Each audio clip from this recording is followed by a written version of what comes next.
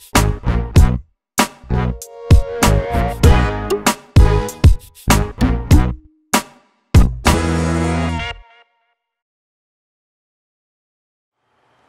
guys, Scott Burr, head instructor at the Fight Gym in Chagrin Falls. I'm here with Jason. Jason's going to be helping me out today.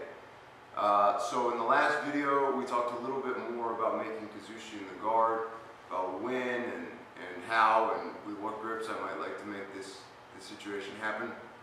Today I want to talk about building off that position that we ended up in and how I like to take the back from the guard. A lot of people will work to get this arm across, and then they'll work to climb up on a guy's back. Okay? Nothing wrong with this. I found for myself that if I'm going to lose a guy, it's going to happen in this transition. I'm here, the guy's going to be pretty stable, and so as I'm starting to go, he's starting to turn, and I'm trying to catch him, and he's turning away, and you've all been there. Okay? So, the way I found that really works well for me is a little bit different than that. I do all the sort of the breakdown of the guy instead of having to move myself a lot. So here we are. We've got our grip in the collar. We've got our grip on the sleeve. We've got our firm handshake on the body, and we've got our engagement so that now when the guy wants to make pressure into me, he has to really commit to this. From here, I'm going to use my lift, and my push, okay, to put this guy forward on me. Okay, from here, I'm going to open my guard and I'm going to shift out. So, I'll show you that motion without the guy in a second. But now my hip is on my side. My top side leg is going to come across his lower back. At the same time, I'm usually going to come here and hold his lat. My engagement with his lat is to me, but it's also forward onto his hand. This is still pulling pressure onto his hands. If he wants to sit back, it's very awkward. If I just pull with me and he wants to walk himself back to posture, it's a different story. But when I'm here pulling forward, much harder. So, knee is across his lower back. This leg is dropping to his knee. Now, this leg is going to scissor while this one clamps down here. Okay? From here, it's very easy to continue my shift and come up on top, right into my position. Okay? So without the guy, my action is going to look like this. I'm here in the guard, I have the grip on the sleeve, I have the grip on the collar. The guy puts the pressure into me. I'm going to lift, and push here. Now, using the guy, I'm going to shift myself onto my side like this, right? Obviously, I'm using the guy as my platform here, okay? Now, hand to the lat, both still pulling forward. Leg is heavy on his lower back. Leg is tight to his knee.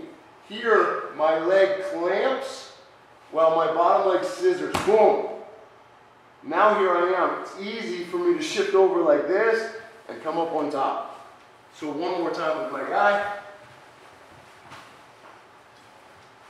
Here I was, pressure down, pressure down and away so that now the guy has to commit to me. Here, again, this keeps pulling forward. Shift, hug, and heavy. This comes to his knee, this comes heavy on his back, here. Now, my bottom side leg has come all the way through my hook. My chest stays heavy on the guy. If he wants to get his posture now, any little bit he makes is helping me make my choke. Okay? So, very effective way to take the back from the guard. I've seen people, when they try to learn this, or they try to incorporate this into their training, they'll get a guy broken down, and their guy will be like this. They'll pull their guy down, and they'll try to break the guy down from here. It's really, really difficult. The first way that I started being able to use this action to make the guy break down was that I started when I had managed to get the guy here. And so now, my two hands pulled the guy forward, and this was just the wind at his back, okay?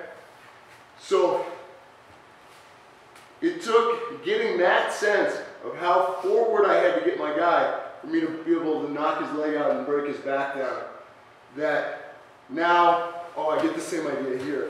The guy is very much forward, boom. Now it's easy, okay? So,